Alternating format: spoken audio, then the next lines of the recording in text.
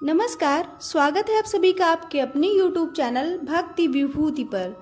साल में 12 अमावस्या तिथियां पड़ती हैं, लेकिन इन सभी अमावस्या में भाद्रपद की अमावस्या का विशेष महत्व है। इस माह की अमावस्या को शनि दोष, काल सर्प दोष, पितृदोष, आर्थिक समस्याओं आदि से मुक्ति के लिए बेहद शुभ माना गया है। भाद्रपद अमावस्या को पिठोरी अमावस्या के नाम से भी जाना जाता है। पिठोरी अमावस्या के दिन आटा गूंदकर माँ दुर्गा सहित 64 देवियों की आटे की मूर्ति बनाई जाती है और महिलाएं इस व्रत को रखकर उसका पूजन करती हैं। आज के दिन आटे से बनी देवियों की पूजा होने के कारण ही यह दिन पिठोरी अमावस्या के नाम से जनमानस में प्रचलित है। इसे पिठौरा, कुशोत्पाटनी, कुशग्रहणी अमावस्या आदि नामों से भी जाना जाता है।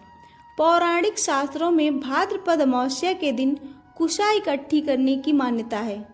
इस दिन सुहागिनें व्रत रखकर भगवान भोलेनाथ और देवी दुर्गा की पूजा करती हैं। यह दिन पितरों की तृप्ति, पिंडदान, तर्पण और वंश वृद्धि के लिए अति महत्वपूर्ण माना गया है। अमावस्या की शाम पीपल के पेड़ के नीचे सरसों के तेल का दिया जलाने और पितरों का स्मरण कर भगवान शिव और शनिदेव की आराधना करने से भी जीवन में बहुत लाभ होता है। आज की वीडियो में हम आपके लिए लाए हैं पिठोरी अमावस्या व्रत की 2 कथाएं। कथा श्रवण से पहले आप चैनल पर नए हैं तो चैनल को सब्सक्राइब अवश्य कर लीजिए। कथा अच्छी लगे तो वीडियो को लाइक और चैनल को सब्सक्राइब करना बिल्कुल ना भूलिए। तो चलिए शुरू करते हैं आज की कथा। पिठोरी अमावस्या व्रत की कथा के अनुसार बहुत समय पहले की बात है। एक परिवार में 7 भाई रहते थे। सभी का विवाह हो चुका था, सबसे छोटे छोटे बच्चे भी थे। परिवार की सलामती के लिए 7 भाइयों की पत्नियों ने पिठोरी अमावस्या का व्रत रखने की सोची, लेकिन जब पहले साल बड़े भाई की पत्नी ने व्रत रखा तो उसके बड़े बेटे की मृत्यु हो गई। दूसरे साल फिर से एक और बेटे की मृत्यु हो गई। 7वें साल भी ऐसा ही हुआ। तब बड़े भाई की पत्नी ने इस बार अपने मृत पुत्र का शव कहीं छिपा दिया। गांव की कुल देवी माँ पोलेरम्मा उस समय गांव के लोगों की रक्षा के लिए पहरा दे रही थी। उन्होंने जब इस दुखी माँ को देखा तो वजह जाननी चाहिए। तब बड़े भाई की पत्नी ने सारा किस्सा देवी पोलेरम्मा को सुनाया। देवी पोलेरम्मा को उस पर दया आ गई। देवी पोलेरम्मा ने उस दुखी माँ से कहा कि वह उन सभी स्थानों पर हल्दी छिड़क दे जहां जहां उसके बेटों का अंतिम संस्कार हुआ है। तब बड़े भाई की पत्नी ने ऐसा ही किया और जब वह घर लौटी तो अपने 7 बेटों को जीवित देखकर उसकी खुशी का ठिकाना ना रहा। तभी से उस गांव की हर माता अपने संतान की लंबी उम्र की कामना के लिए पिठोरी अमावस्या का व्रत रखने लगी। आज के दिन यह कथा सुनी और पढ़ी जाती है। उत्तर भारत में यह पर्व पिठोरी अमावस्या के नाम से माता दुर्गा की आराधना करके मनाया जाता है।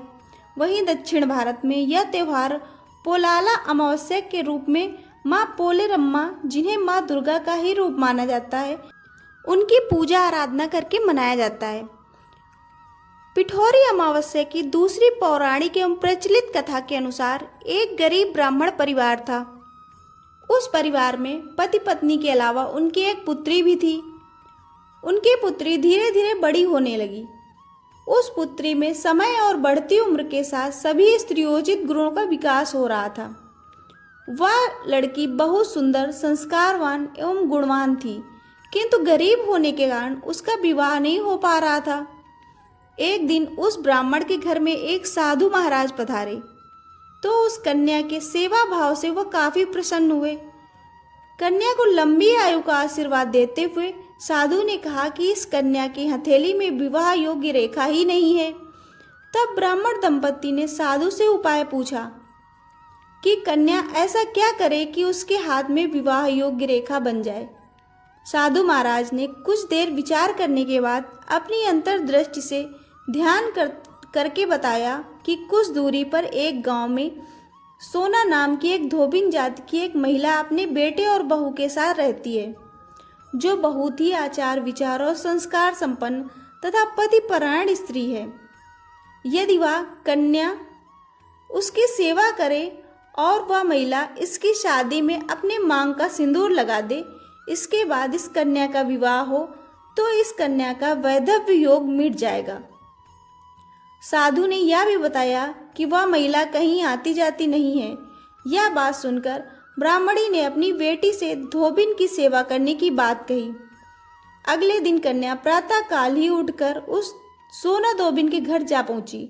साफ सफाई और अन्य सारे काम करके वह घर वापस आ गई। एक दिन सोना धोबिन अपनी बहू से पूछती है कि तुम तो सुबह ही उठकर सारे काम कर लेती हो और पता भी नहीं चलता।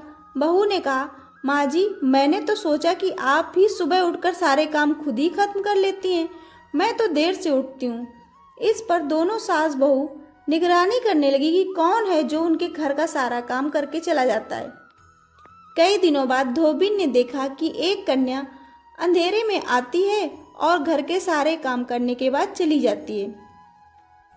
जब वह जाने लगी तो सोना धोबिन उसके पैरों पर गिर पड़ी। पूछने लगी कि आप कौन हैं और इस तरह छुपकर मेरे घर की चाकरी क्यों करती हैं। तब कन्या ने साधु द्वारा बताई गई सारी बात बताई। सोना धोबिन पति परायण थी, उसमें तेज था। वह तैयार हो गई। सोना धोबिन के पति थोड़ा अस्वस्थ थे। उसने अपनी बहू से अपने घर लौट आने तक घर में ही रहने को कहा। सोना धोबिन ने जैसे ही अपनी मांग का सिंदूर उस कन्या की मांग में लगाया, उसका पति मर गया। उसे इस बात का पता चल गया। वह घर से निर्जला ही निकल पड़ी। यह सोचकर कि रास्ते में कहीं पीपल का पेड़ मिलेगा तो उसे भंवरी देकर और उसकी परिक्रमा करके जल ग्रहण कर लेगी। उस दिन सोमवती अमावस्या थी।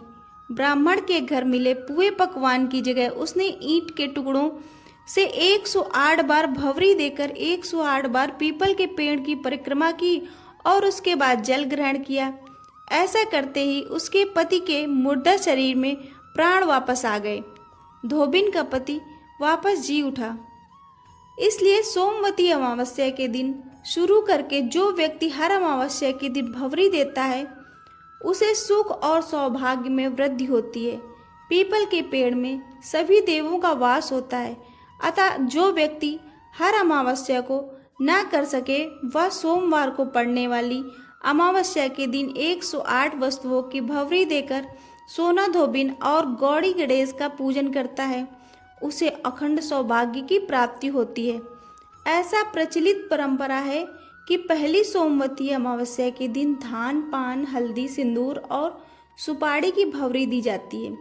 उसके बाद की सोमवती अमावस्या को अपने सामर्थ्य के हिसाब से फल, मिठाई, सुहाग सामग्री, खाने की सामग्री इत्यादि की भंवरी दी जाती है।